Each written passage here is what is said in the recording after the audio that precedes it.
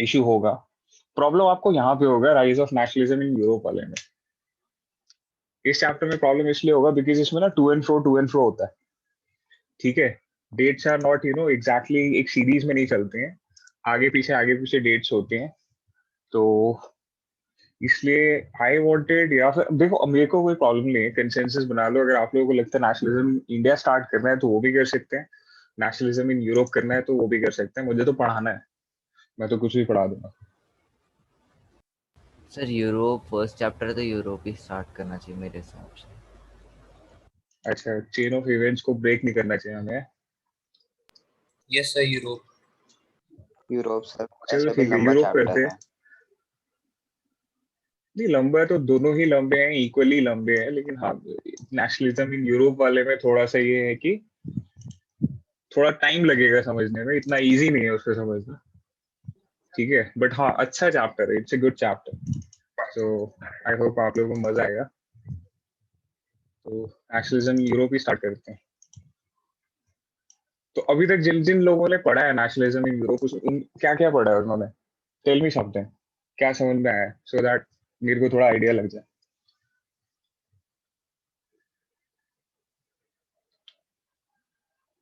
किसका chapter complete हो चुका था नेशनलिज्म इन यूरोप?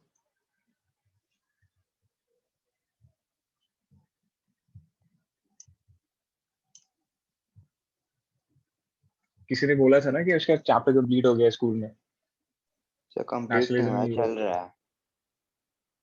अच्छा, हाँ तो नमन ऐसे बताओ भी क्या सर समझ में आया पीरियड अभी तक इस चैप्टर में? सर पहले स्टार्टिंग जो चैप्टर की थी उसमें ये था कि एक फ्रेंच आर्टिस्ट की पेंटिंग दिखाई हुई थी सर, नाम एग्जैक्टली हम्म, याद नहीं है सर। उसके अकॉर्डिंग यूटोपियन सोसाइटी एक्सप्लेन की गई थी उसमें। फिर उसके बाद फिर हम्म, वो सर वही वापस फ्रांस पे आ गए थे। उसमें फ्रांस में वो नेपोलियनिक हम्म, कोड के बाद से पूरी एक सीरीज बताई थी नेशनलिज्म की।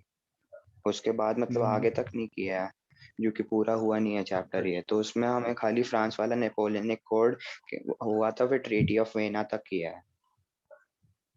अच्छा। और बाकियों के स्कूल में जो हुआ है उनको क्या समझ में आया इस चैप्टर में? बेसिकली ये चैप्टर है किस चीज के बारे में? थोड़ा एक आइडिया दो मेरे को, है ना, इस चैप्टर में है क्या बेसिकली, तब तो मजा आएगा थोड़ा समझ लेंगे आगे। मतलब आप लोगों को बेसिक आइडिया होना चाहिए ना इस चैप्टर में, बेसिक आइडिया है क्या?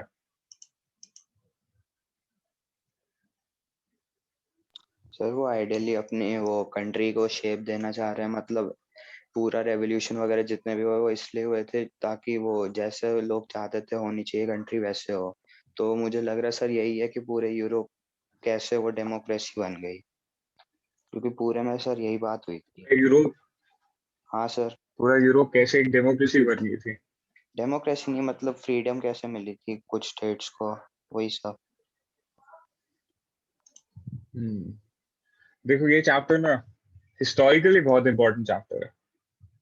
ये इवेंट, इनफैक्ट ये जो पूरा का पूरा सेंचुरी अभी जो हम डिस्कस करेंगे 19th सेंचुरी, ये अपने आप में एक बहुत इंपॉर्टेंट सेंचुरी है। It's a very very very important century. It change the world, not only Europe, it change the world. ठीक है, and it all started with one event जो लास्ट ईयर आप लोगों ने पढ़ा था हिस्ट्री में, फर्स्ट चैप्टर, क्या बोलते हैं, फ्रेंच फ्रेंच रेवोल्यूशन। रेवोल्यूशन। वहां से बात स्टार्ट होती है, या एग्जैक्टली वहां से बात स्टार्ट होती है। तो उसके बारे में भी डिस्कस करेंगे हम। अभी तो ये पेंटिंग दिख रही है आप लोगों को यहाँ पे, बड़ी सुंदर सी। हाँ सर। Yes sir. सर ये जर्मन है? हाँ, ये जर्मन है क्या? नहीं नहीं नहीं नहीं पहले मैं इस पेंटिंग के बारे में थोड़ा सा डिस्कस कर लेते हैं। ये पेंटिंग जिस ईयर में पेंट की गई है, दैट ईयर इज 1848। और इसको पेंट किया है एक फ्रेंच आर्टिस्ट ने जिसका नाम है फ्रेडरिक सोरू। ठीक है, और ऐसी ना उन्होंने 4 पेंटिंग्स पेंट की थी, तो एक है, but series of 4 paintings paint की थी जिनका नाम उन्होंने दिया था डेमोक्रेटिक एंड सोशल रिपब्लिक्स। ठीक है ये उसमें से एक पेंटिंग है। तो इस पेंटिंग में क्या दिखाई पड़ रहा है आप लोगों को? आप लोगों को क्लियरली दिख रहा होगा, you know, people are marching in long queues, है ना, एक यहाँ पे स्टैचू ऑफ लिबर्टी आपको विजिबल होगा,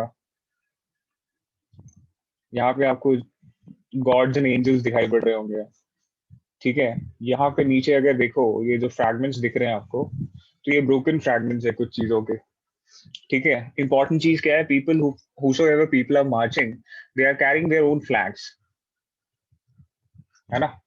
तो काफी 3-4 रिप्रेजेंटेशन मिले हैं इस फिगर में, जो कि बहुत इंपॉर्टेंट है, सिंबॉलिकली बहुत ज्यादा इंपॉर्टेंट है।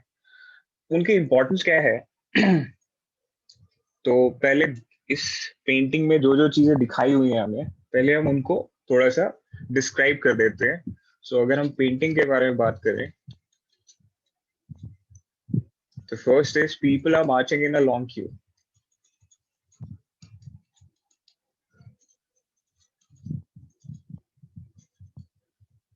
Then secondly, they are passing by Statue of Liberty.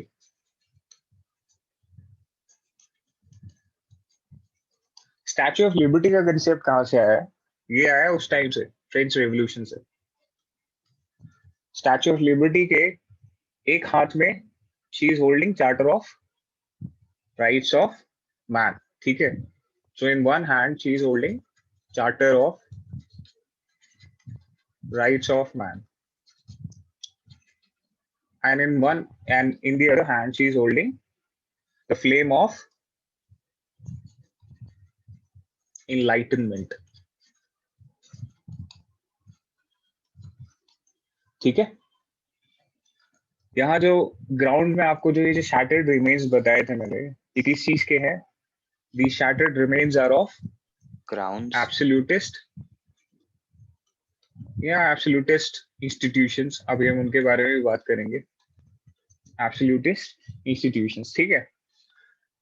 ये पूरा का पूरा ये जो सोरू ने एक विजन दिखाया है, जहाँ पे सोसाइटी का डिस्क्रिप्शन दिया है, उसमें उस सोसाइटी को उसने बोला है यूटोपियन सोसाइटी,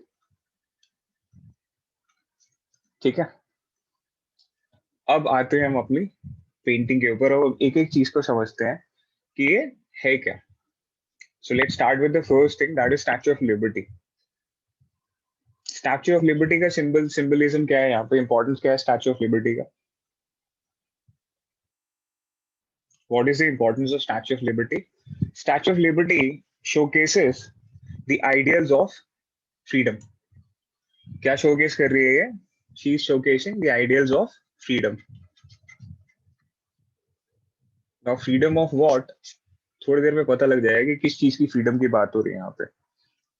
ये जो एब्सोल्यूटिस्ट इंस्टीट्यूशंस यहाँ पे शोकेस किए हैं, ये एब्सोल्यूटिस्ट इंस्टीट्यूशंस कौन कौन से हैं? They are monarchy and church. अगर आप लोगों को लास्ट ईयर की हिस्ट्री याद हो, तो आप लोगों को पता होगा कि जो किंग्स होते थे, मतलब both second and first state क्या करते थे, थर्ड स्टेट पे बेसिकली बहुत बुरी तरह रूल करते थे। They used to like they used to pressurise the third state.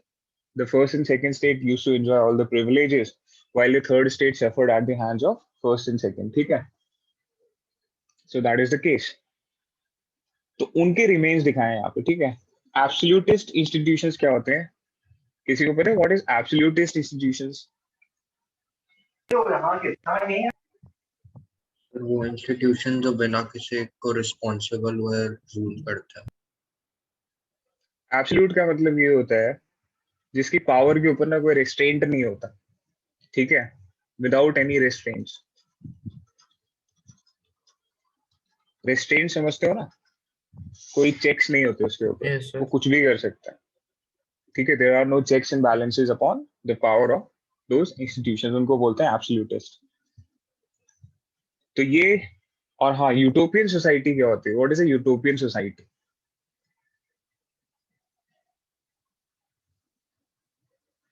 Society where there is no sadness, everyone's happy. Utopian society जब हम बोलते हैं, it is a society which is ideal, ठीक है। It does not exist by the way. Utopian society क्या होती है? एक आइडियल सोसाइटी होती है where everybody is happy, where everybody has equal resources, where everybody has equal rights, everybody is happy. उस society को हम क्या बोलते हैं? यूटोपियन सोसाइटी बोलते हैं। Ideally it does not exist, it's too ideal to exist. But यहाँ पे फ्रेडरिक सोरू अपने विजन में ऐसा दिखा रहे हैं कि probably this is what how the world should be. Now what is he trying to represent यहाँ पे? ये तो पेंटिंग का डिस्क्रिप्शन कर दिया मैंने यहाँ पे, ठीक है, बट अभी भी आइडिया नहीं समझ में आया कि इस पेंटिंग के पीछे आइडिया क्या रिप्रेजेंट कर रहा है Sorrieu. Now that idea is important. ये सोरू ने पेंट किया था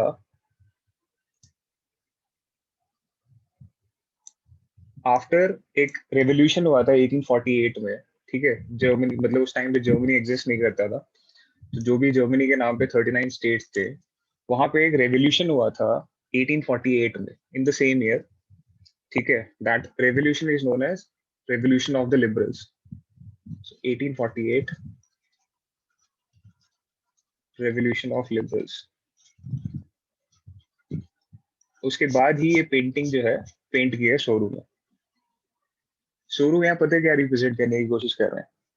Basically, what Soru is trying to represent here is a new world,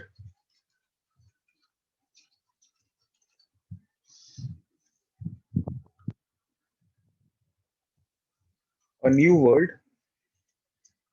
which is represented in the form of nation states. क्या depict करने की कोशिश कर रहे हैं यहाँ पे सोरू? Soru is trying to showcase a world which exists in form of nation states, or rather the creation of nation states, or rather the existence of nation states. ठीक है, ये जो लोग अपने अपने कंट्री का यूनिफॉर्म पहन के घूम रहे हैं, अपने अपने रिस्पेक्टिव कंट्रीज का फ्लैग उठा के घूम रहे हैं, ये क्या शोकेस कर रहा है? ये रिप्रेजेंट करता है उनका नेशन को, उनके नेशन स्टेट्स को रिप्रेजेंट करता है। यहाँ तक क्लियर है सबको? That is the idea behind this entire picture, ठीक है। सोरू ये दिखाना चाह रहे हैं that the world is about to change, a new world is emerging which would consist of nation states. यहाँ तक सबको क्लियर है? Yes sir. अगर यहाँ तक क्लियर है तो अब जरा हम इसको समझते हैं कि ये नेशन स्टेट क्या होता है, क्या चीज डिपिक्ट करने की कोशिश कर रहे हैं सोरू यहाँ पे। So what is a nation state? कोई बताएगा मुझे what is a nation state?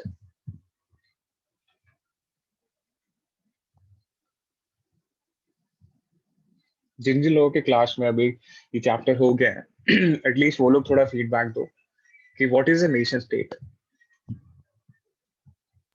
Sir एक स्टेट जहाँ पे ज़्यादातर लोग का एक ही रिलीजन या फिर फॉलो रिलीजन होता है।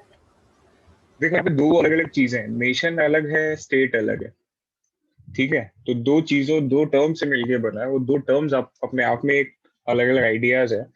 सो कोई मुझे डिफाइन करो what exactly is a nation या what is a state. State छोड़ दो, चलो मुझे ये बता दो what is a nation according to you. Nation से क्या समझते हो? Like what do you understand by the term, like India, you being called an Indian? क्या मतलब है इसका? Sir people belonging to a country. People belonging to a country. Country basically the combination of nation states को हम क्या बोलते हैं? It's represented as a country. Country का मतलब होता है nation state. ये जो term है ना यहाँ पे nation और state, ये दो term बड़े interesting terms है, क्योंकि इसी के ऊपर पूरा chapter, creation of nation states के ऊपर पूरा chapter। So कोई मुझे बताएगा या मैं ही बताऊँ आप लोगों को कि what exactly is a nation? कोई ट्राई करो, फिर मैं तो बता ही दूंगा आपको।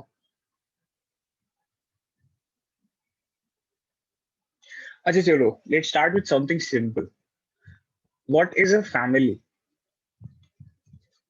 Define family. कोई डिफाइन करेगा what is a family? A group of people who are blood related.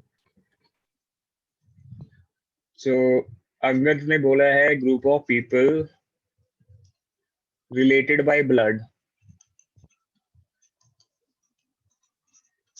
which is true. Yes, a family is defined as a group of people generally residing together and who are related by blood, ठीक है। Important चीजें क्या है? पहली बात, it's a group. Second चीज is they are related by or rather held together by blood. What is common between them? That they are all related by blood, ठीक है। नेशन भी कुछ ऐसा ही होता है। नेशन बनने के लिए 3-4 चीजें चाहिए होती हैं। पहली बात, you require a group of people, ठीक है। So a nation is also a group, obviously it's much bigger than family, but nonetheless it is a group of people held together. Held together समझते हो? पकड़ के नहीं रखा हो उनको, वो साथ में रह रहे, वॉलंटियरली साथ में रह रहे, they are living together. Now how why are they living together? Because they share something common, ठीक है। now held together by shared beliefs। अभी shared beliefs क्या हो सकता है? The same it can be a history. religion। The same history. yeah, exactly, a shared history, a common language, A common religion. culture, हाँ religion, yes, culture, ethnicity, etc। ठीक है। एक एक फैक्टर भी हो सकता है, कंबाइंड फैक्टर्स भी हो सकते हैं, सारे के सारे फैक्टर्स भी हो सकते हैं, ठीक है। And the most important aspect of a nation is administered by a state। so एक नेशन एग्जिस्ट नहीं कर सकता अगर स्टेट नहीं होगा उसको मैनेज करने के लिए, ठीक है। तो स्टेट बहुत जरूरी है। This is what differentiates a nation from any other group. बाकी किसी ग्रुप में कोई स्टेट नाम की चीज नहीं होती इसको एडमिनिस्टर करने के लिए, बट नेशंस क्या होते हैं? नेशंस ऑलवेज को exist together with a state. अगर स्टेट नहीं होगा तो नेशन एग्जिस्ट नहीं करेगा, ठीक है। यहाँ तक समझ में आ गया सब लोगों को what is a nation? Sir. So a nation Yes, is a sir. group of people who are held together or who live together because they share some ideas, some beliefs। वो कुछ भी हो सकता है। It can be either religion, a history, a language, culture, ethnicity। Ethnicity पता है क्या होता है? What is ethnicity?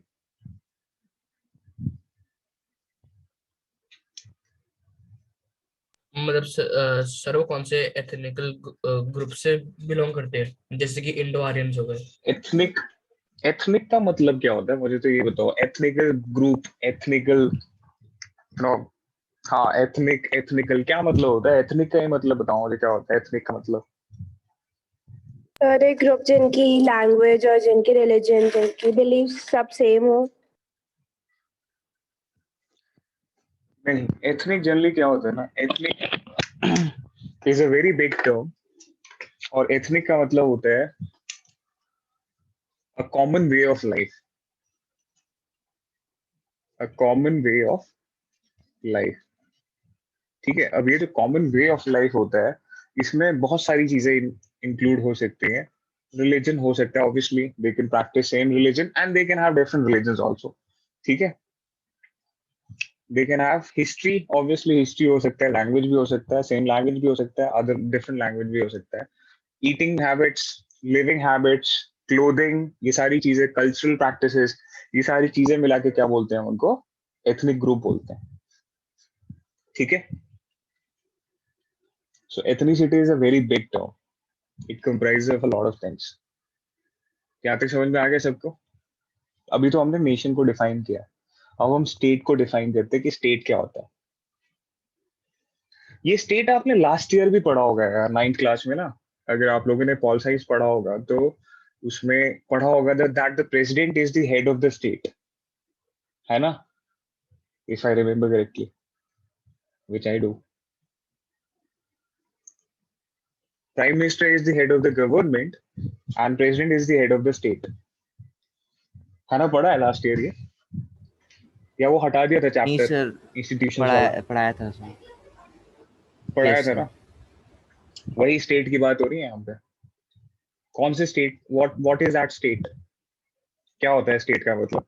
तो यहाँ पे मैं समझाता हूँ आपको स्टेट होता क्या है। स्टेट्स दो तरीके की होती हैं, ठीक है। एक होता है कैपिटल एस से, एक होता है स्मॉल एस। जो बड़े कैपिटल एस से स्टेट होता है उसको हम बोलते हैं एडमिनिस्ट्रेटिव यूनिट।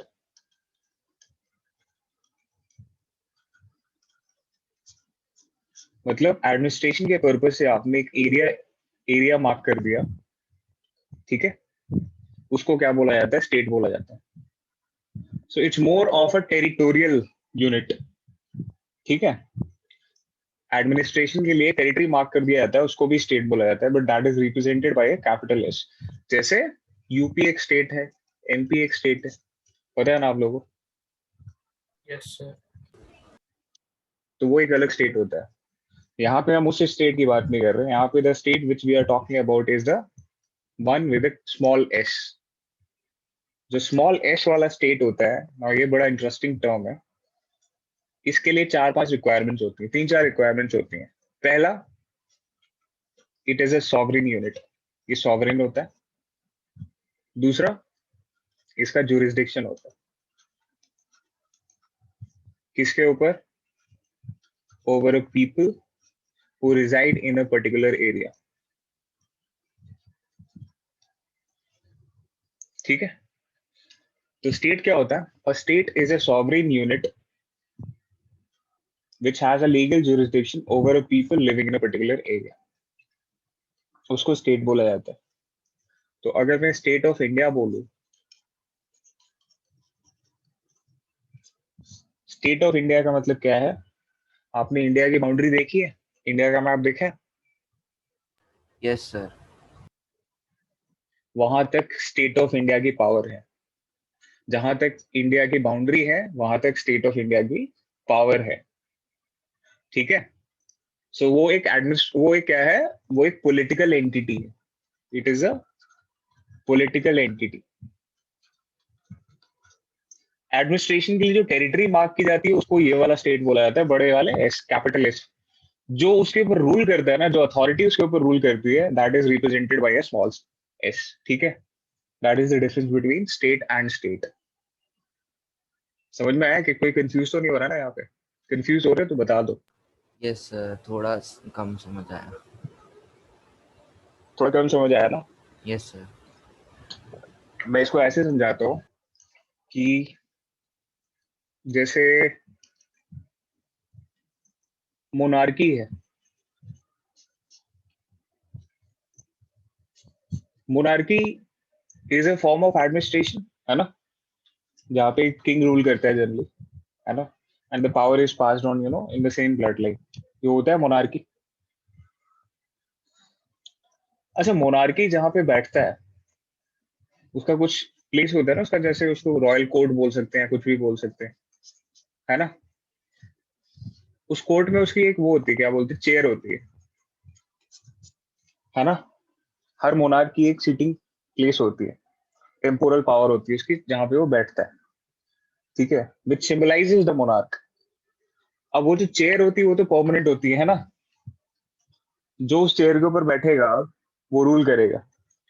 ऐसे ही होता है ना. आप लोगों ने इतना तो पता है ना आप लोगों को मोनार्की के बारे में, यस सर.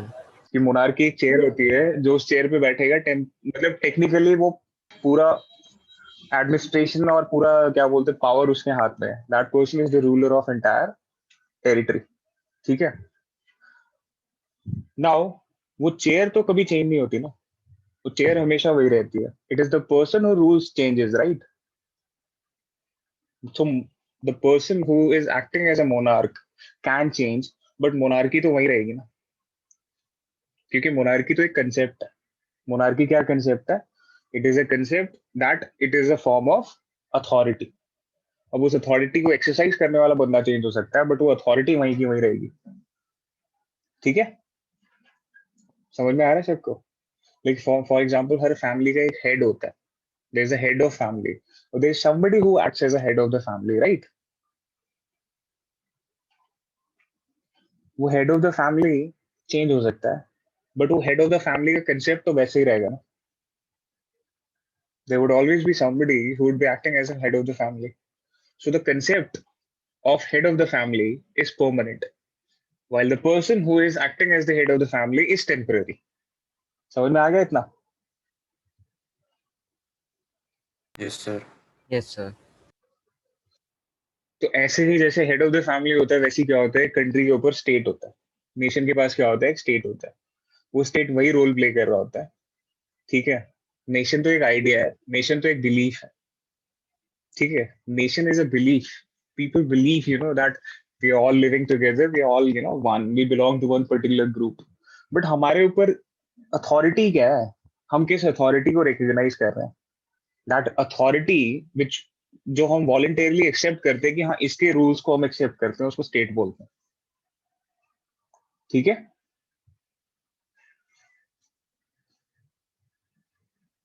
तो स्टेट क्या है, it is a ruling authority. पहले वो काम मोनार्क करते थे, आजकल क्या होता है, स्टेट्स होते हैं।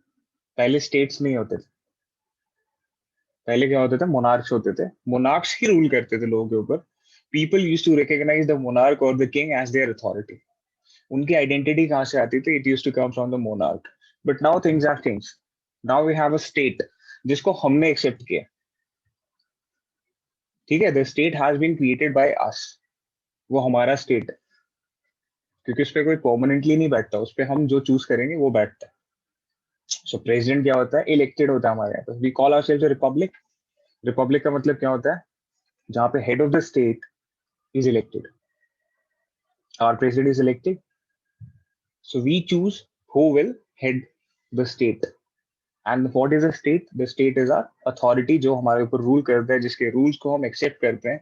जैसे फॉर एग्जांपल, अगर आप लोग ट्रैफिक रूल्स वायलेट करते हो तो किसके रूल वायलेट करते हो आप? ट्रैफिक रूल्स होते हैं, ठीक है, बट वो ट्रैफिक रूल्स किसके वायलेट करते हो? You violate traffic rules of state of India. ठीक है, अब क्राइम किसके किसके लॉज को ब्रेक करते हो, किसके लॉज वायलेट करते हो? You violate the laws of the state of India, जिसकी अथॉरिटी को आप रिकॉग्नाइज करते हो। See, you all believe in law and order और नॉट? आप लोग इतना तो विश्वास करते हो ना कि हाँ लॉ एंड ऑर्डर इंपॉर्टेंट होता है, it is important to maintain law and order. वो कौन सी अथॉरिटी है जो उस लॉ एंड ऑर्डर को मेंटेन करती है? That authority is a state.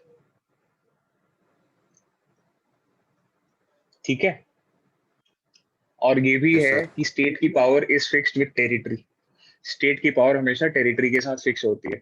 So if you go out of the country, state change हो जाता है। If you go to US, वहां पे स्टेट ऑफ यूएस की पावर लग जाएगी आपके ऊपर। The authority would be state of US, not state of India.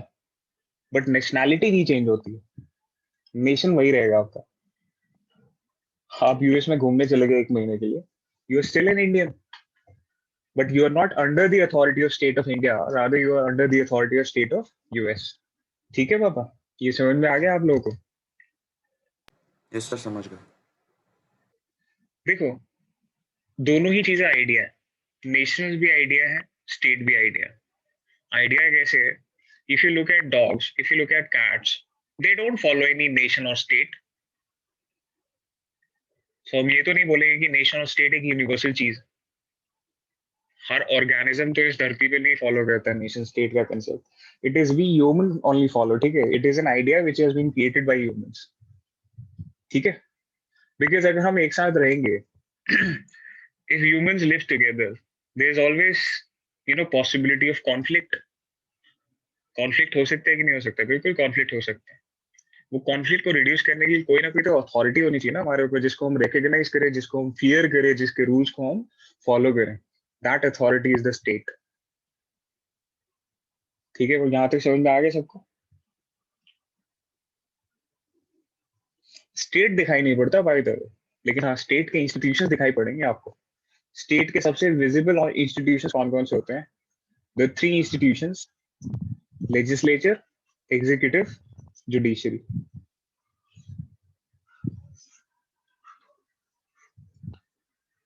So state is not visible.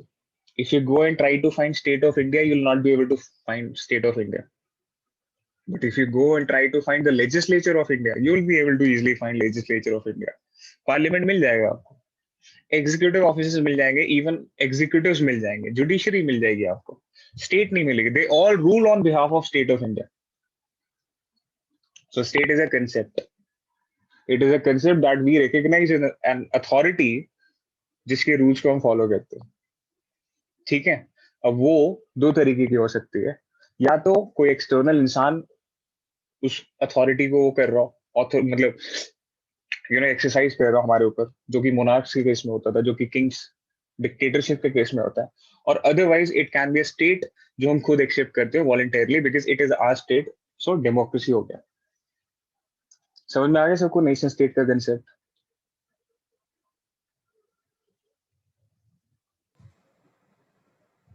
Yes sir. अगर नेशन स्टेट का कंसेप्ट क्लियर हो गया तो यहाँ पे ना आप लोगों को, अच्छा थोड़ा सा नेशन स्टेट ही भारी हो गया होगा आप लोगों के लिए, बट कोई बात नहीं, देखो एक दो बार और समझेंगे ना तो समझ में आ जाएगा। बट यहाँ पे ये समझो कि यहाँ पे ना इतना रेवोल्यूशनरी है इस पेंटिंग के बारे में, क्योंकि काफी टाइम लगा दिया हमने इस पेंटिंग को समझने में। See it's very revolutionary in the sense that the idea of nation state is revolutionary. Why is it revolutionary? Because इससे पहले जैसे सोरू जब बात कर रहे हैं जिस टाइम की, उस टाइम पे क्या होता था, Europe was divided in empires, empires which were ruled by some family, जिनको मोनार्कीज बोलते थे। ठीक है ये जो मोनार्कीज होते थे इनके जो सब्जेक्ट्स होते थे, ठीक है, इनके क्या होते थे, सब्जेक्ट्स होते थे। सब्जेक्ट समझते हो, जैसे स्टेट के सिटीजन्स होते हैं, ठीक है, स्टेट के क्या होते हैं, सिटीजन्स होते हैं, मोनार्की के क्या होते हैं, सब्जेक्ट्स होते हैं। ये जो सब्जेक्ट्स होते थे, they used to consider the monarch as their authority. तो अगर आप 19th सेंचुरी यूरोप में, first half of 19th century Europe में, if you go and if you ask a person who was under the Napoleon के rule में, अगर किसी बंदे से पूछोगे who are you, what is your identity, तो ही और she will say I am a subject of Napoleon. उनकी आइडेंटिटी होती। तो बेसिकली सब्जेक्ट्स की आइडेंटिटी कहाँ से आती थी? It used to come from the monarch. ठीक है, बट अब क्या हो गया, now the things have changed. What is a state? और हाँ, दूसरी चीज, ये जो सब्जेक्ट्स होते थे इनको कोई राइट्स नहीं होते थे, they had no rights whatsoever. But state में क्या होता है, सिटीजन्स बोलने का मतलब ये है कि यू गेट सर्टेन राइट्स। जैसे you call yourself a citizen of India, you have certain rights. पढ़ा होगा आप लोगों ने फंडामेंटल राइट्स के बारे में, Yes, पढ़ा है sir. ना फंडामेंटल राइट्स। उसके अलावा भी बहुत सारे राइट्स होते हैं, ठीक है, but that was not there in the case of subjects. Subjects को कोई राइट्स नहीं होते थे। For example you can refer to French revolution, जहाँ पे आपको पता है कि थर्ड स्टेट को क्या कैसे एक्सप्लॉइट करते थे the kings, the so called rulers, the so called church. So basically the conversion of world from this form to this form is something which is revolutionary, and this was what was happening during the entire 19th century. पूरा 19th century Europe में यही चीज mature हो रही थी। क्या mature हो रही थी? The concept of nation state.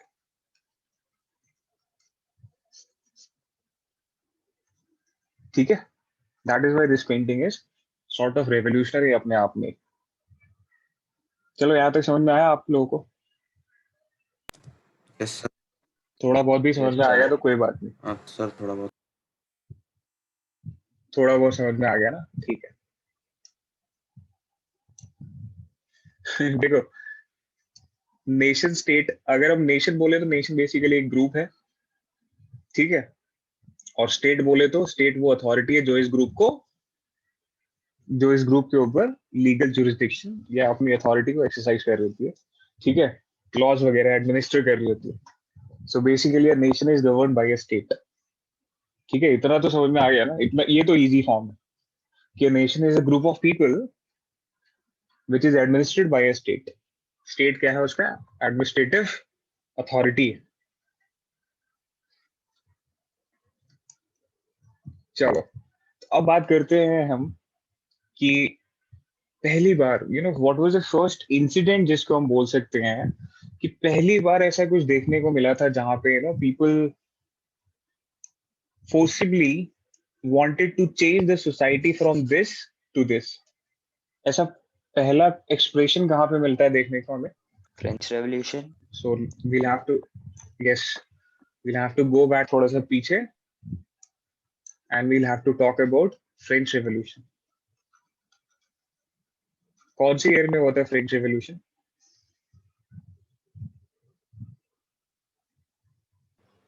1789. What do we have to note? Whatever that I am writing, you take it as a note. French Revolution happened in 1789. देखो, whatever I'm writing, it's a 30% version or 40% version of whatever it is there that is there in your NCERT. ठीक है? So if you write these main aspects of, उसके बाद if you go and read your NCERT, things would be clear. ठीक है? आपको क्या करना पड़ेगा, बस इसके NCERT read कर लेना and you're sorted. तो ये चीजें जो मैं यहाँ लिख रहा हूँ, ये तो मेन एस्पेक्ट्स हैं उसके जो चाहिए हमें. ठीक है? कुछ चीजों में I'll write complete things also, but जो मैं लिख रहा हूँ उसको तो एटलीस्ट नोट डाउन करते चलो. हाँ, तो 1789 में what happened? French revolution. French revolution भी अपने आप में एक बहुत बड़ा इवेंट था. क्यों? That was the first time when people challenge the authority of monarch and they said कि नहीं, from now on we'll create something जिसकी रिकॉग्निशन हमसे होगी. It will be recognised by us. will not be administered by somebody जिसके through हमारी identity आती है, that is monarch. Rather, we'll create a group which would be administered by something which we create, that is state. ठीक है पापा? अच्छा, 1789 में जो फ्रेंच रेवोल्यूशन हुआ था उसके बाद बहुत सारे चेंजेस आए थे फ्रेंच सोसाइटी में. ठीक है? Lot of changes, political and constitutional changes.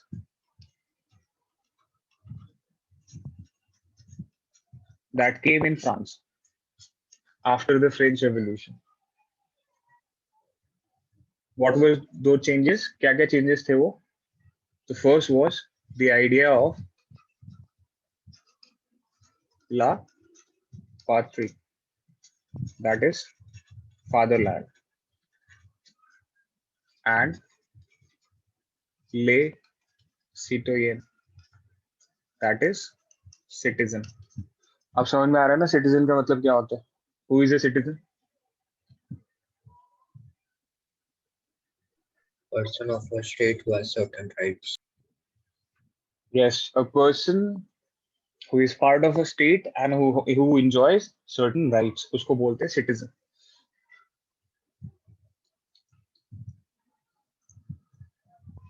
A new French flag that is the tricolor was adopted to replace former royal standards. जो बोर्बन फैमिली का जो रॉयल स्टैंडर्ड होता था उसको हटा के क्या कर दिया उन्होंने? The people adopted a new tricolor flag. ठीक है? The Estates General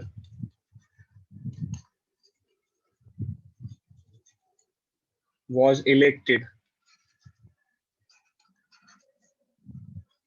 by a body of active citizens and renamed as National Assembly. पहले ना मैं पॉइंट्स लिख देता हूँ, फिर देन हम एक एक करके ना पॉइंट्स को एक्सप्लेन करेंगे. ठीक है? एज एंड व्हेन जिस पॉइंट में आप लोगों को डाउट हो उस पॉइंट को मैं एक्सप्लेन करता चलूंगा. फिर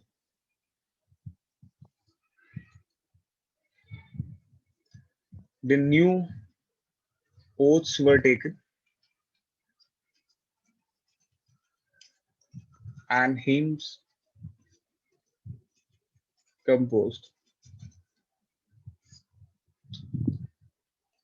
A centralized administrative system was put into place.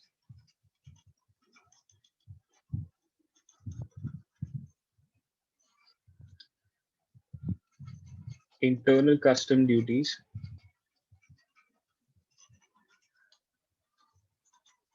abolished.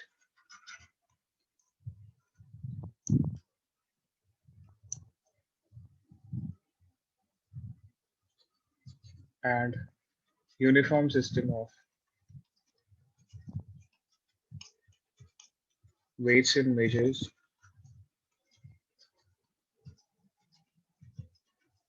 adopted. Last but not the least is French as it was spoken in Paris was made the language of nation.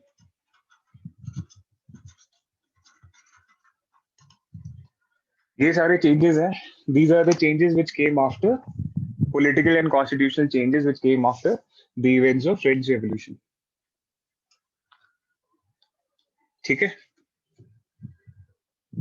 चलो अब let's try to understand एक एक point को. So first is the idea of la patrie and les citoyens. So इसका मतलब क्या है? What is the meaning of fatherland and citizen?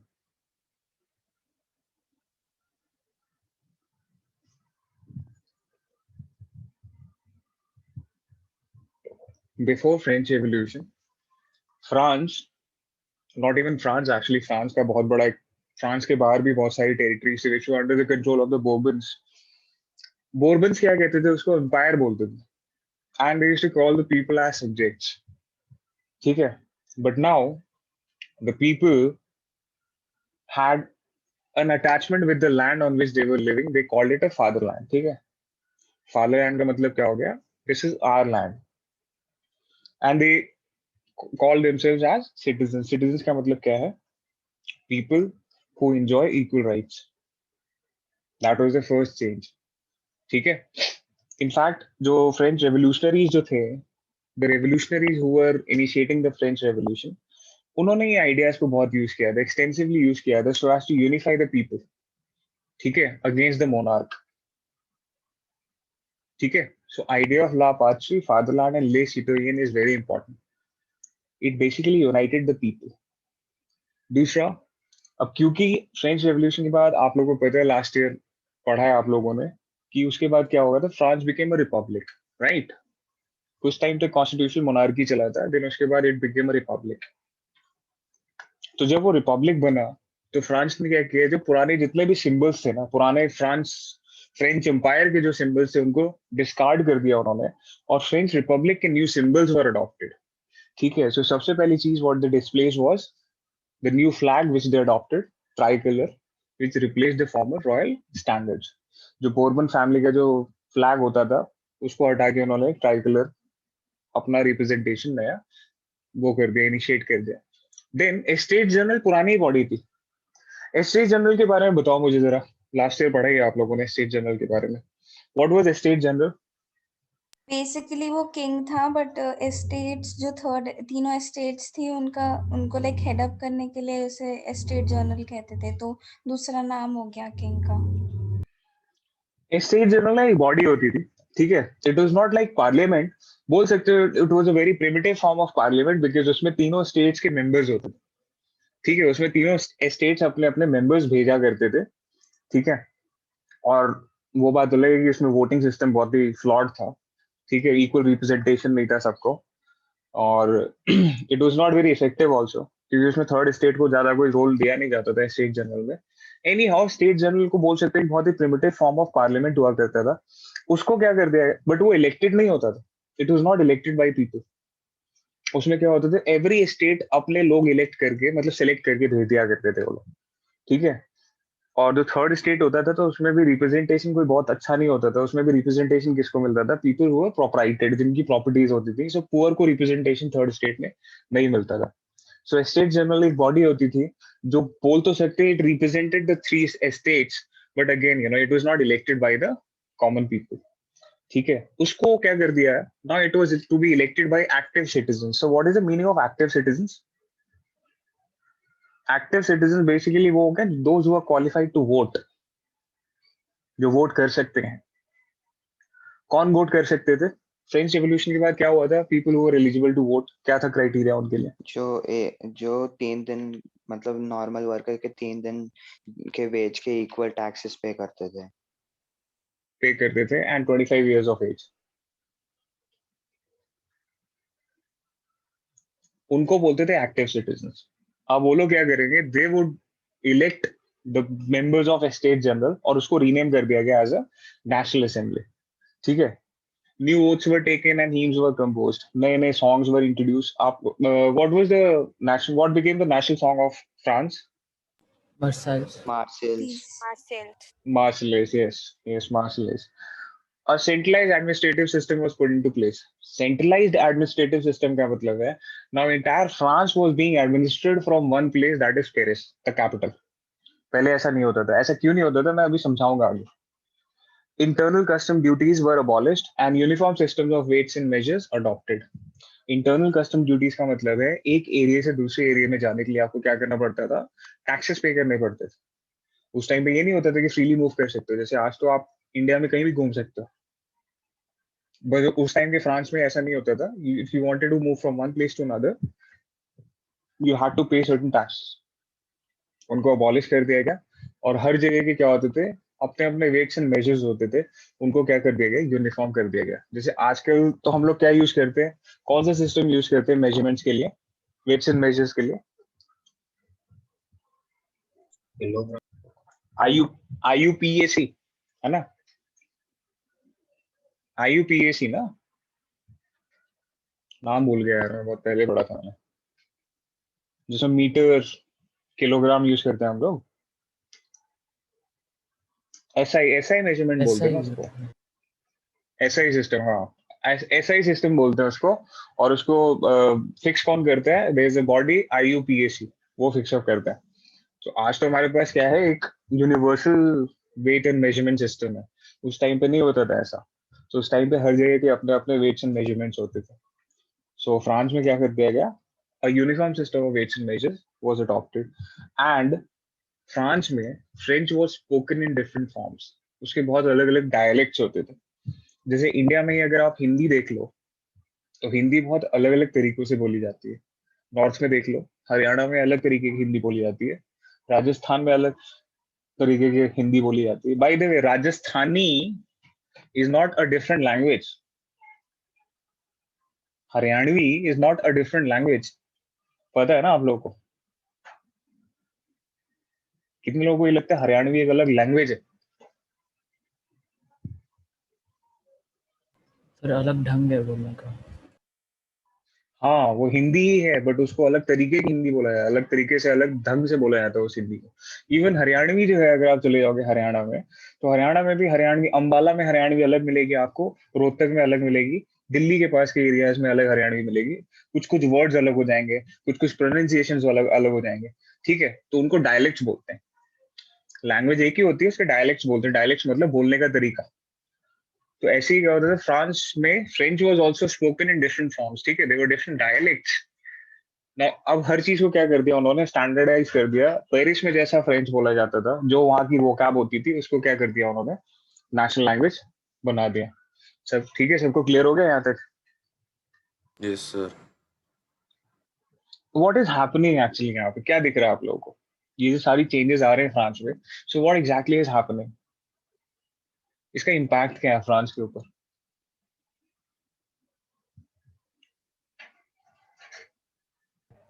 Sir हर चीज यूनिफॉर्म करते जा रहे थे। यूनिफॉर्म करने से होता क्या है? सर नेशन बन रहा है, एक पीपल को, मतलब एक ग्रुप कम्युनिटी को प्रेफरेंस दे रहा है।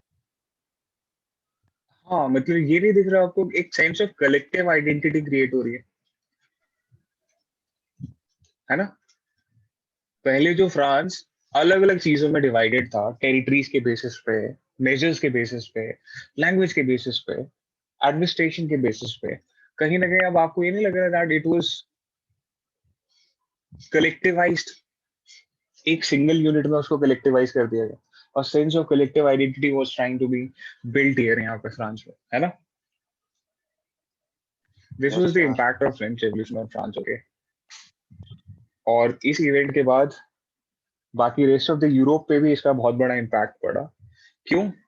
क्योंकि इसके बाद जब फ्रांस में ये हो गया था, when France was converted into a republic, then यहाँ के रेवोल्यूशनरी जो थे, जो फ्रांस के, उन्होंने सोचा कि भाई अब हमारा मिशन है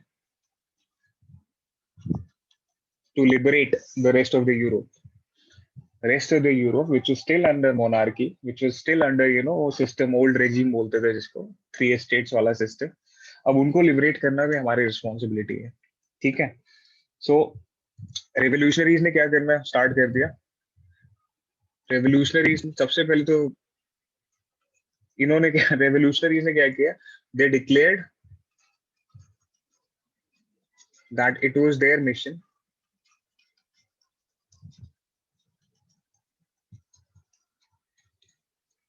to liberate people of Europe. ठीक है? That was the mission which was declared by revolutionaries. अच्छा, इसके बाद आप लोगों को पता है कि फ्रेंच रेवोल्यूशन जैसे चेंजेस आए थे वो बहुत टाइम तक सक्सेसफुल हुए नहीं. क्यों? 1789 में रेवोल्यूशन हुआ था, 1791 तक तो कॉन्स्टिट्यूशनल मोनार्की थी, सॉरी 1791 में कॉन्स्टिट्यूशनल मोनार्की बनी, 1793 में उसको भी हटा दिया गया, फुल रिपब्लिक बना दिया फ्रांस को. 1793 से कब तक रिपब्लिक रहा है फ्रांस? Till which year?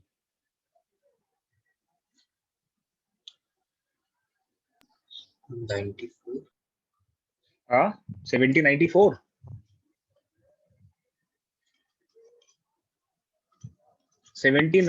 तक France was a republic in some form और द अदर, बट 1798 में क्या होता है? Napoleon took over. ठीक है, पढ़ा है ना last year, Napoleon took over from directory.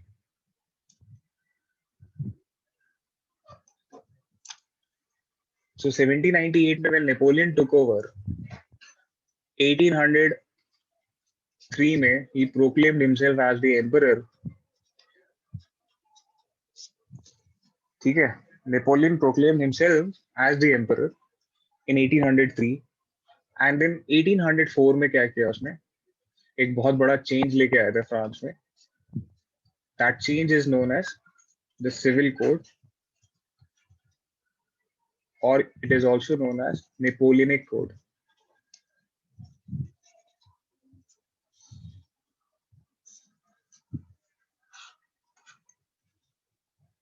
So what was Civil Code of 1804? Why is it so important?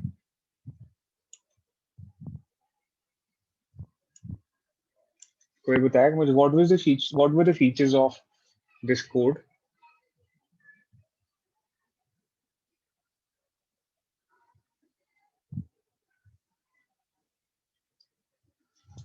अच्छा, सिविल का मतलब क्या होता है? What is the meaning of civil code? जैसे आप लोगों ने सुना होगा, I don't know whether anybody has heard of uniform civil code. ये भी बहुत चल रहा है आजकल चर्चा में. किसी ने सुना है यूनिफॉर्म सिविल कोड?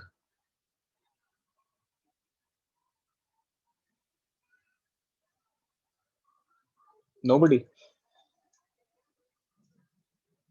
अच्छा, anybody any idea what civil code is? Sir वो मुझे याद है मैंने शायद आप लोग 9th क्लास में मैंने आप लोगों को शायद एक बार क्लास ली थी आप लोगों की, judiciary, if I remember correctly, है ना? याद है आप लोगों को?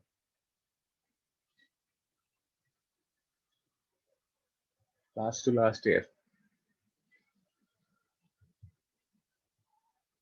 सर डोमेस्टिक केसेस और वो सब लेते हैं, मतलब ये क्रिमिनल केसेस नहीं लेते. हाँ, लॉज दो तरीके के होते हैं, सिविल और क्रिमिनल. सिविल लॉज क्या होते हैं? सिविल लॉज होते हैं related to property, contract, marriage, divorce, adoption. ये सबसे रिलेटेड जो कॉन्ट्रैक्ट लॉज होते हैं उनको क्या बोलते हैं? सिविल लॉज बोलते हैं. सो अगर 1804 में नेपोलियन ने जो चेंज लेके आया था, if that was known as civil code, तो दैट मींस वो किससे रिलेटेड चेंजेस थे? इन सबसे रिलेटेड चेंजेस है. By the way, this was a 750 plus pages का डॉक्यूमेंट. छोटा मोटा डॉक्यूमेंट नहीं था ये, बहुत बड़ा डॉक्यूमेंट था. ठीक है, इसमें बहुत सारे चेंजेस थे. सो अब बात करते हैं कि इसके फीचर्स क्या थे नेपोलियनिक कोड के. सो नेपोलियनिक कोड के first features were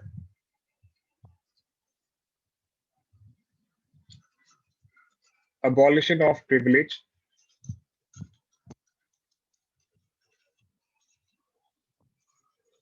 based upon birth.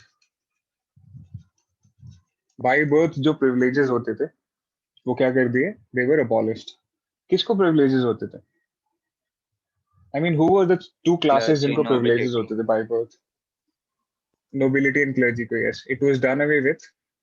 Then second revolutionary thing that he did was equality before the law.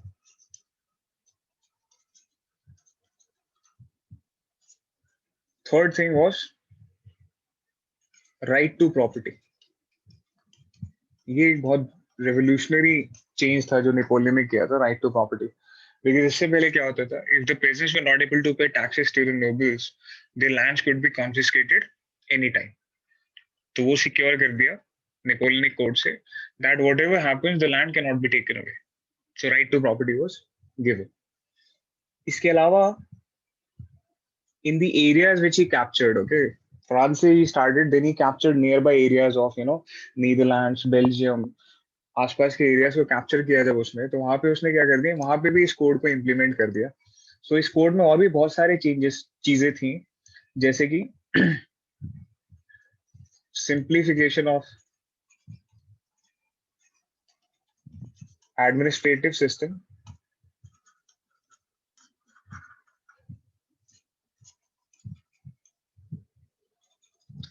abolition of feudal system,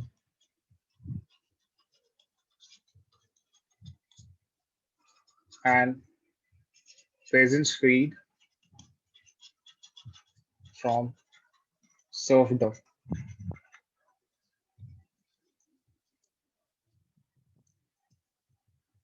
इसके अलावा और भी चेंजेस थे, जैसे in towns guild restrictions were removed.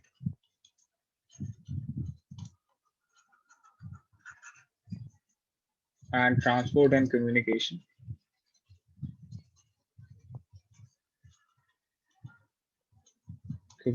improved. ठीक है. अच्छा, अब इसमें से ये पूछो कौन सा नहीं आता आप लोगों को, मतलब कौन से में डाउट है आपको, वो मैं समझाता हूँ Simplification आपको. of administrative system. Simplification of administrative system.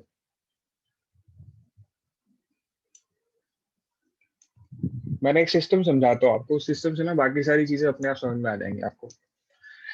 Europe में ना एक सिस्टम डेवलप हुआ था 14th सेंचुरी में. That system is known as feudalism. ठीक है. Now what is feudalism? Feudalism, feud is a German word which means land. Feudalism क्या होता था? जैसे suppose there is a king, उसने क्या किया? He gave land to X person. X person क्या करेगा इसको? Service देगा, loyalty. So service or loyalty in return of land, ठीक है? Then ये X person क्या करेगा? He would further give land to somebody, and then this person would give loyalty or service in return. ठीक है. Then so on, ये system चलता रहेगा. ठीक है. इसको बोलते थे, सिस्टम को क्या बोलते थे? फ्यूडलिज्म बोलते थे. Basically land, sorry, loyalty in return of land, the system was known as feudalism. समझ में आ रहा है सबको यहाँ तक? फ्यूडलिज्म समझ में आया? Yes, sir. एक और बार समझा दो. अच्छा, एक और बार समझा देता हूँ मैं आपको. एग्जाम्पल से समझा देता हूँ तो ज्यादा इजीली समझ में आ जाएगा आपको. सपोज फ्रांस का एक किंग है. He is the king of entire France. ठीक है. इस किंग ने क्या कर दिया? इसने एक बंदे को लैंड दे दी, gifted land to a, obviously that person would be a noble only. उस बंदे को लैंड दे दी. उस that person would be given a title of duke. ठीक है. और ये ड्यूक क्या करेगा? He will give service to, what kind of service? Service basically taxes देगा, जब इसको जरूरत होगी किंग को फाइट करनी पड़ेगी, वॉर लड़नी पड़ेगी, तो ड्यूक को मिलिट्री हेल्प देनी पड़ेगी, तो ये सर्विसेज जो थे देने पड़ते थे ड्यूक को। ठीक है, ड्यूक क्या करेगा फर्दर आगे, duke would get land to somebody, उसको टाइटल मिल जाएगा अर्ल। ठीक है, इसको लैंड मिल गया, अर्ल क्या करेगा ड्यूक को सर्विस देगा। अर्ल क्या करेगा फर्दर आगे टाइटल देगा नाइट्स को, सॉरी लैंड देगा नाइट्स को, नाइट्स क्या करेंगे सर्विस देंगे इसको। और सबसे नीचे होते थे पेजेंट्स। ठीक है, सबसे नीचे होते थे पेजेंट्स। अब ये सिस्टम काम कैसे करता था, सपोज जैसे दिल्ली है, दिल्ली में देयर इज द्वारका, द्वारका दे दिया किसी एक बंदे को पूरा का पूरा, वो बंदा क्या करेगा, whosoever is the lord of Delhi, जो रूलर है उसको क्या देगा सर्विस देगा। ठीक है, द्वारका में सपोज 3-4 सेक्टर मिला के उसने आगे फर्दर किसी को दे दिया, एक्स पर्सन को दे दिया, एक्स पर्सन क्या करेगा उसको, जो द्वारका वाला लॉर्ड है उसको क्या करेगा सर्विस देगा। यहाँ तक समझ में आ रहा है सबको? ये था सिस्टम फ्यूडलिज्म का, लैंड के बदले लॉयल्टी। अच्छा, ये जो प्रेजेंस होती थी ना और पॉपुलेशन होती थी, ये सब क्या होती थी, जिसको जितनी लैंड मिल जाती थी तो वहां की पॉपुलेशन भी उसी को हो जाती थी। तो मतलब basically that person was the Lord of the subjects. जैसे अगर द्वारका मिल गया किसी को, तो द्वारका में जितने भी लोग हैं वो सब उस लॉर्ड के अंदर हो जाएंगे, they all be the subjects of that particular Lord. ठीक है, ऐसे चलता था ये सिस्टम। तो उस टाइम पे बड़े बड़े एम्पायर्स जो थे वो ऐसे छोटे छोटे टेरिटरीज में क्या होते थे, डिवाइडेड होते थे। मतलब आई एम कॉलिंग देम छोटे, बट वो इतने छोटे नहीं होते थे, काफी बड़े बड़े टेरिटरीज होते थे। ठीक है, समझ में आ गया? बट उस टाइम पे एक क्लियर कट किंग नहीं होता था, एक सेंट्रलाइज्ड किंग नहीं होता था, नाम नाम का किंग होता था, उसके अंडर बहुत सारे लॉर्ड्स होते थे। इन सबको क्या मिलता था, all these people were given the title of Lord, सबको लॉर्ड बोला जाता था। ठीक है, तो अगर आप लोगों को पता हो, अगर आप लोगों ने शायद हिस्ट्री याद वाद हो आप लोगों को, तो हमारे यहाँ पे जो हुआ आए थे, क्या बोलते हैं, वाइसरॉयस या गवर्नर जनरल आए थे, उनके नाम के पीछे लॉर्ड होता था, पता है ना? Lord Dalhousie, Lord William Bentinck, Lord Mountbatten, है ना? याद है आप लोगों को? Yes sir. Yes sir. It was because उनको क्या दिया गया था, ये title, it was a title which is given to them, maybe not them, तो उनकी फैमिली में पास, ये टाइटल्स पास ऑन होते रहते थे। These titles were passed from one family to, मतलब family to family pass on होते रहते थे ये titles. Well, this system was known as feudalism, okay? समझ में आ गया फ्यूडलिज्म? Yes sir. और इसमें Yes. प्रॉब्लम क्या थी? इसमें प्रॉब्लम ये थी,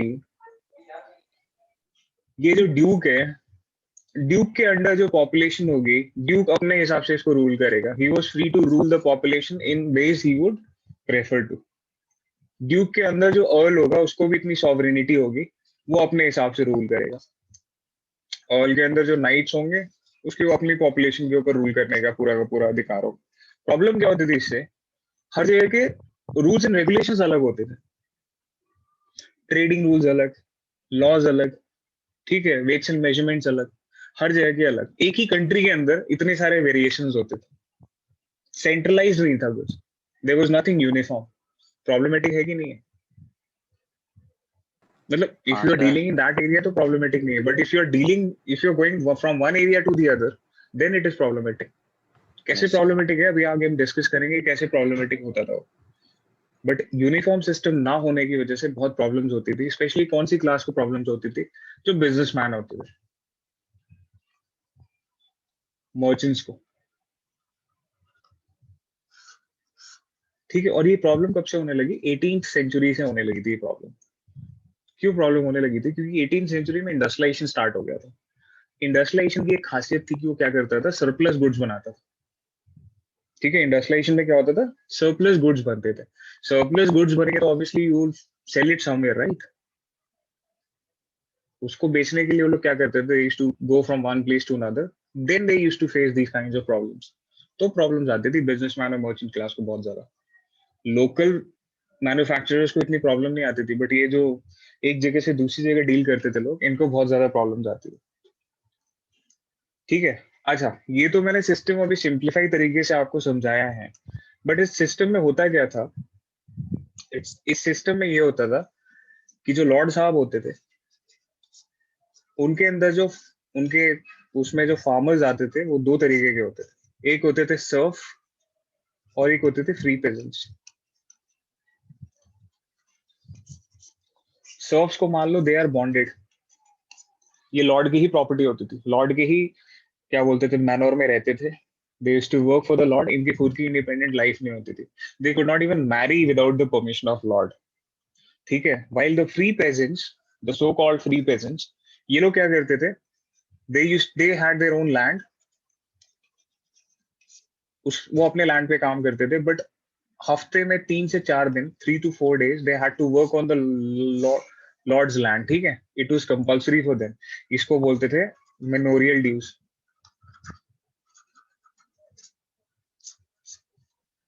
ठीक है, उसकी जमीन पे भी काम करना पड़ता था, उनके घर पे भी काम करना पड़ता था लॉर्ड के, it was compulsory for them, उसके लिए they were not even paid by the way. And apart from that, ये पेजेंट्स क्या करते थे, they used to give taxes. Taille पढ़ा था ना आपने last year, taille was a form of direct tax which was levied by the lords from the peasants और from the third state. Taille ऐसा ही टैक्स होता था जो टिथ बोलते थे जिसका, जो कि चर्च लेता था। समझ में आ रहा है सबको? Yes sir. नहीं समझ में आ रहा तो प्लीज हाँ sir. Stop me, I will explain. ठीक है, बट अगर कंफ्यूज मत होना प्लीज, क्योंकि अगर आप लोगों को प्रॉब्लम समझ में आ जाएगी ना इस सिस्टम के साथ, तो फिर आपको बाकी चीजें आराम से समझ में आ जाएंगी। इसमें इतने डिटेल में, थोड़ा सा डिटेल में समझा दिया मैंने आप लोगों को। सो बेसिकली अब यहाँ वापस आते नेपोलियन के रिफॉर्म्स पे। So simplification of administrative system, abolition of feudal system, peasants were freed from serfdom। समझ में आ गया? हाँ सर। आपने लास्ट पॉइंट क्या लिखा है? जो शहर, in towns guild restrictions were removed and transport and communication improved। guild restriction क्या होता है? For example, जैसे I'll take example of Dwarka. So Dwarka sector 7 ले लेते हैं। सेक्टर 7 में कॉटन मर्चेंट्स है। ठीक है, Dwarka sector 7 is famous for cotton merchants. उस एरिया में कॉटन मर्चेंट्स हैं, तो उन्होंने क्या बना रखा था, एक बना रखा था जिसको बोलते थे गिल्ड्स बोलते थे। ठीक है, ऐसे ऐसे मर्चेंट्स क्या करते थे, जो इम्पोर्टेंट बड़े बड़े मर्चेंट्स होते थे, they used to create groups, those groups were known as guilds. अब ये गिल्ड्स की इतनी पावर्स होती थी, जो लॉर्ड्स होते थे उनकी तरफ से इनको पूरी ऑटोनॉमी होती थी कि उस एरिया में इनके अलावा कोई और डील कर ही नहीं सकता। So if a merchant or if a businessman wanted to operate in sector 7, they could not because of guild restrictions। ठीक है, सर समझ नहीं सर आया। एक बार फिर से। अब ये मोस्ट, हाँ देखो टाउन्स जो होते थे ना, टाउन्स पता है क्या होते हैं? जहाँ पे लोग एग्रीकल्चर नहीं करते हैं, जहाँ पे इंफ्रास्ट्रक्चर अच्छा होता है, basically places which are developed as compare to the country side, उनको बोलते हैं टाउन्स। वो टाउन्स में क्या होता था, पब्लिक रहती थी। ठीक है, people were engaged in non agricultural activity, there was cash flow, towns में बहुत ज्यादा कैश फ्लो, कैश में ही काम होता था। सो टाउन्स में क्या करते थे, देयर वर गिल्ड्स। टाउन्स में अलग अलग एरियाज में क्या होते थे, अलग अलग गिल्ड्स होते थे। गिल्ड्स का मतलब ये होता था, it was a group of merchants who used to deal in particular commodity. ठीक है, गिल्ड का मतलब क्या था, it was a group of merchants who used to deal in particular commodities. उन लोगों की इतनी मोनोपोली होती थी कि उनके अलावा कोई और वहां पे डील कर ही नहीं सकता, वो इतना रेस्ट्रिक्शंस लगा के रखते थे। And they had permission from the lords कि विदाउट देम, मतलब उनके अलावा nobody could deal in that particular area. ठीक है, ये होता था guild restrictions. It was not good for merchants और बिजनेसमैन जो चाहते थे हम लोग।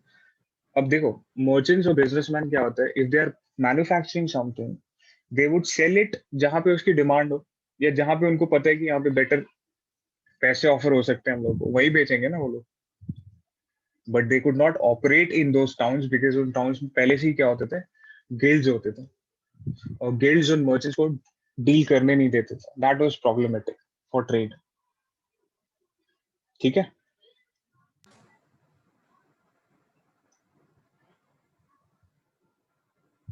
समझ में आया? सर थोड़ा यस थोड़ा सर। समझ आ रहा है। थोड़ा सा समझ में नहीं आ रहा है। गिल्ड रेस्ट्रिक्शन, बेसिकली गिल्ड क्या होता था? It was a community of, it was group of manufacturers which dealt in a particular commodity.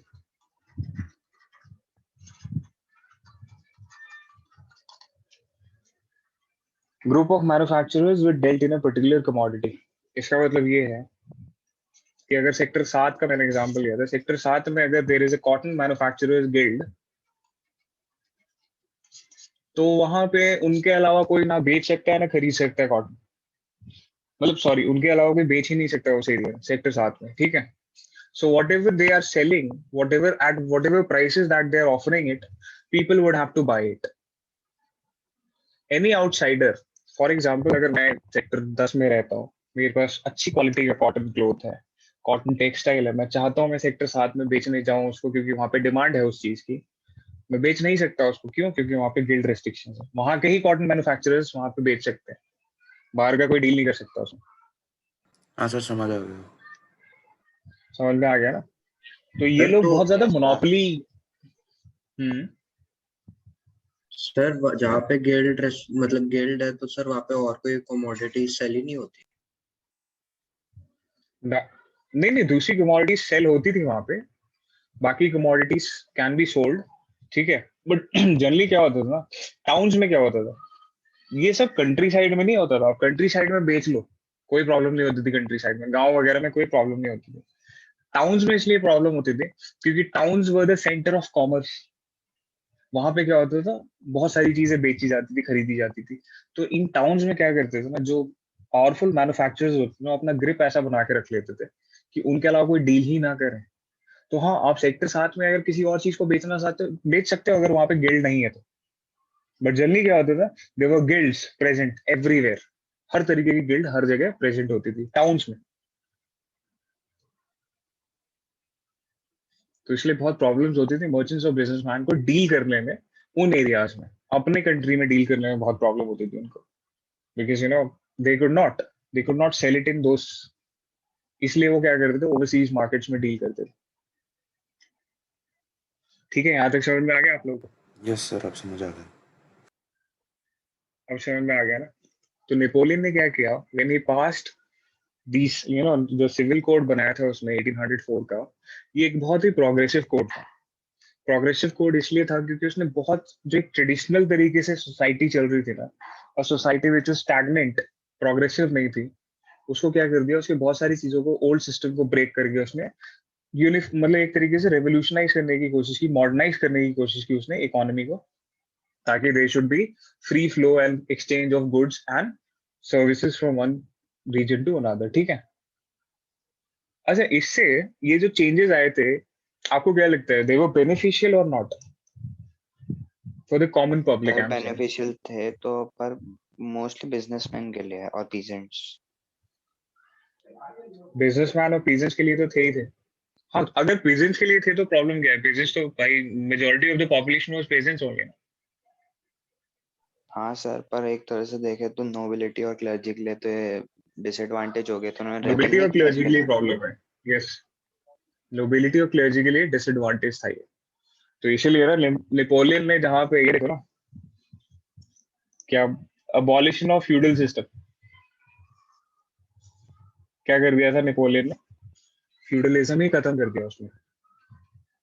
उसने जितने नोबल्स होते थे सबको स्ट्रिप कर दिया, बोला कोई कोई everybody is equal, equality before the law.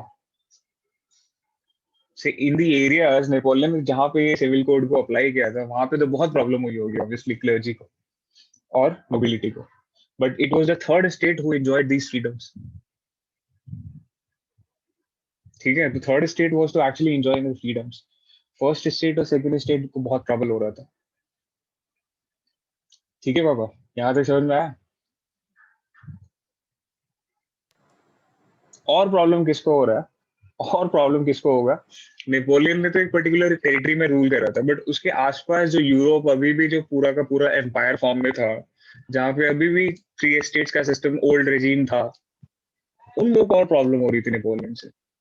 Because people now started talking about freedoms. अब नेपोलियन की देखा देखी क्या हो गया, उनके एम्पायर्स में भी people also started talking for demanding for certain freedoms. So नए नए फ्रीडम की डिमांड उतनी स्टार्ट होगी। So they also started facing problems from their own subjects.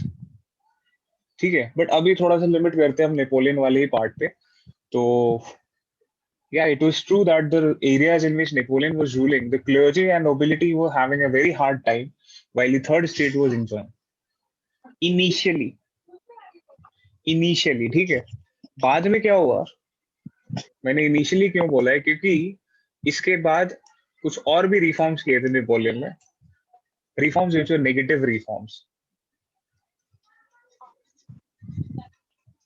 Negative reforms या मेजर्स बोल सकते हो आप नेपोलियन के। नेपोलियन को ना एक कॉम्प्लेक्स था। कॉम्प्लेक्स क्या था उसको? Alexander complex. Who was Alexander the great?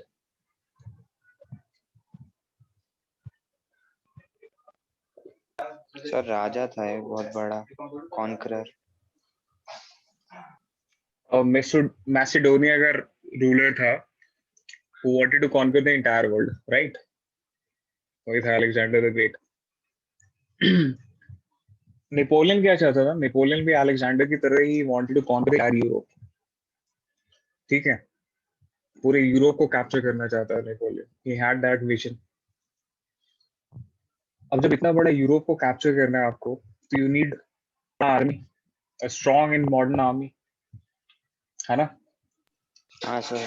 So उसके लिए क्या करना स्टार्ट किया? तो उसके लिए नेपोलियन को क्या चाहिए? Obviously he requires a very big army. अब जब आर्मी के साथ प्रॉब्लम क्या होती है, people who are fighting they are not working, right?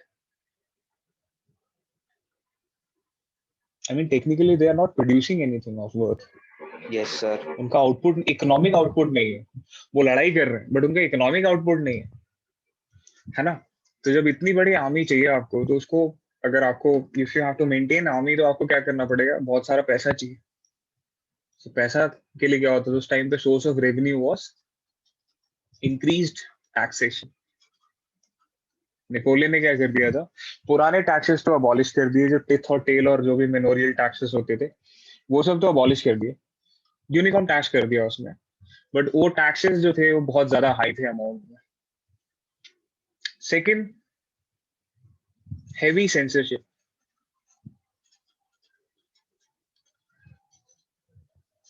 And third was forced conscription in European army।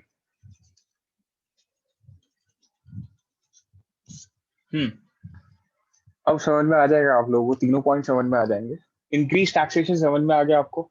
if you need a big army, obviously you require a lot of money। money was to be generated through taxation। ठीक है? why heavy censorship? Sir अब इतना सब किया है उसने, कोई ना कोई रेबेलियन खड़ा करेगा, कोई ना कोई ऐसा कुछ करेगा जिसकी वजह से उस पर सवाल उठे। Yes exactly. जब भी कोई ऑटोक्रेट या डिक्टेटर जो होता है, whenever उसके लिए सबसे इंपॉर्टेंट चीज क्या होती है? To control the flow of information. ठीक है, it is very important to control the flow of information. क्यों? अगर सही इंफॉर्मेशन बाहर आई तो पीपल वुड स्टार्ट रिवोल्टिंग। इसलिए it is very important for censorship. Censoring करना बहुत इंपॉर्टेंट होता है उनके लिए। नेपोलियन भी exactly the same, he also started doing the same thing. He imposed heavy censorship upon the areas जहां उसने कैप्चर किया था। Third was forced conscription. Conscription का मतलब होता है कि एक फिक्स टाइम तक आपको क्या करना पड़ेगा? आर्मी में सर्व करना पड़ेगा, कंपल्सरी है सबके लिए। जैसे आज भी वर्ल्ड की काफी सारी आर्मीज जो हैं, दे हैव कंस्क्रिप्शन। कौन कौन सी आर्मीज है? इजराइल में सुना होगा आप लोगों ने, इसराइल में 2 साल मिलिट्री सर्विस कंपलसरी है, नॉर्थ कोरिया में इट्स कंपलसरी, और रशिया के अंदर ठीक है। तो there are still certain countries, हाँ रशिया के अंदर भी कंपलसरी है। मतलब एक टाइम पीरियड के लिए कंपलसरी है, उसके बाद you can seek retirement. India में there is no such thing. तो नेपोलियन ने भी क्या किया था, he also started this forced conscription thing in the European army. When we say European army, it does not mean we are talking about the rest of the Europe. We are only talking about the army of the Napoleon. जिसको उसने European army बोलना start कर दिया था because he wanted to capture the entire Europe.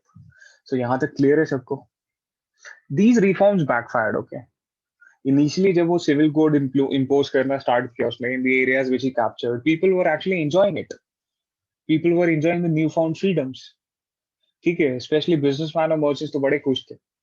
But later on क्या हो गया, when these pictures also came, तब लोगों को समझ में आया अरे यार behind every good thing there is something bad also, ठीक है। सो देन नेपोलियन का रूल जो है धीरे धीरे क्या हो रहा है, ही बिकेम इन्फेमस, ठीक है। And finally in 1815 battle of Waterloo,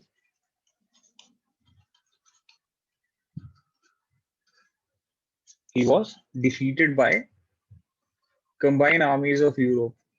उसमें थे हमारे इंग्लैंड, फ्रांस बोल रहा, Russia, Austria and Prussia versus Napoleon. तो combined armies of Europe defeated Napoleon in Battle of Waterloo, ठीक है। अच्छा, इसको डिफीट करना क्यों जरूरी था? Why was it important to defeat Napoleon? I did tell you अभी थोड़ी देर पहले, नेपोलियन को डिफीट करना इन लोगों के लिए बहुत इंपॉर्टेंट क्यों था? सर वो पूरा यूरोप कॉन्कर करना चाहता था। वो भी प्रॉब्लम थी। दूसरी प्रॉब्लम ये थी कि वो जो ओल्ड रेजीम थी ना, द सिस्टम ऑफ 3 स्टेट्स वाला जो सोशल ऑर्डर था, फर्स्ट स्टेट, सेकंड स्टेट और थर्ड स्टेट वाला, उसको नेपोलियन क्या कर रहा था, डिस्ट्रॉय कर रहा था। And he was actually giving freedoms to the people, ठीक है। And once people taste freedom they start for something more. ये प्रॉब्लम होता है। And these people did not want their population to revolt against them, इसलिए इन्होंने सोचा कि भाई it is very important to contain Napoleon, and that is why they all gathered together and they defeated Napoleon in the battle of Waterloo. Clear है सबको यहाँ तक?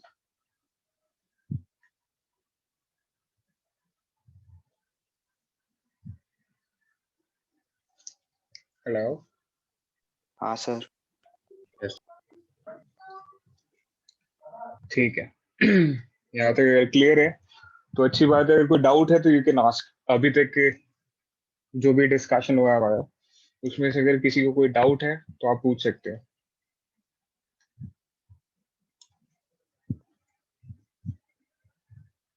कोई डाउट है किसी को?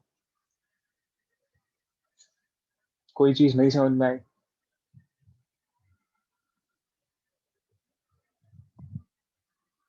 देखो, फील फ्री टू आस्क। कोई भी डाउट हो पूछ लो, कोई प्रॉब्लम नहीं है, जस्ट आस्क।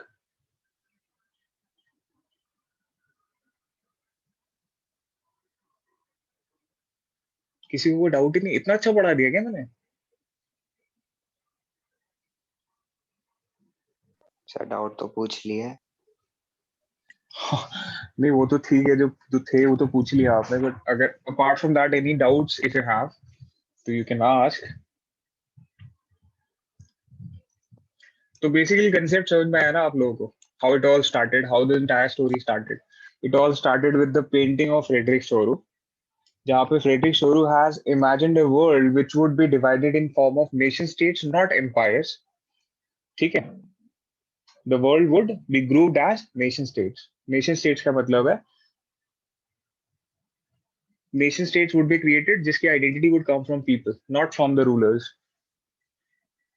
ठीक है। So that was something revolutionary.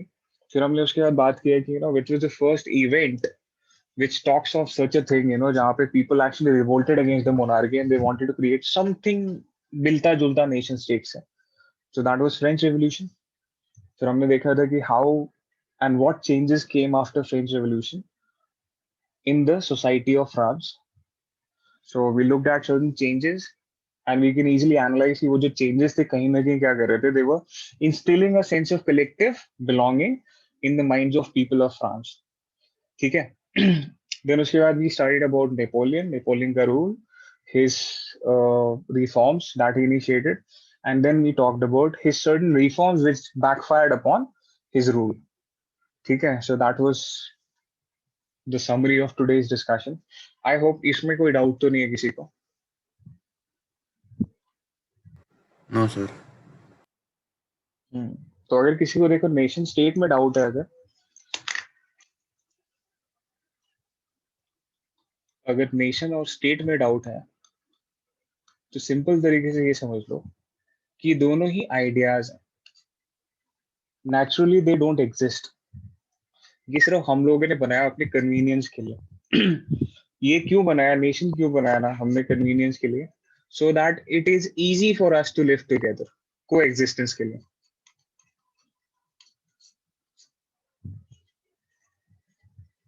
ठीक है. और स्टेट क्यों बनाया, ताकि ये को एग्जिस्टेंस पीसफुल हो जाए. मतलब at least there has to be some authority जो क्या करेगा, it would ensure that the nation functions according to law and order. That is why state is needed. ठीक है. So that is the principal work of a nation state. ठीक है बाबा. Nation क्या होता है, एक आइडिया है which is important for coexistence.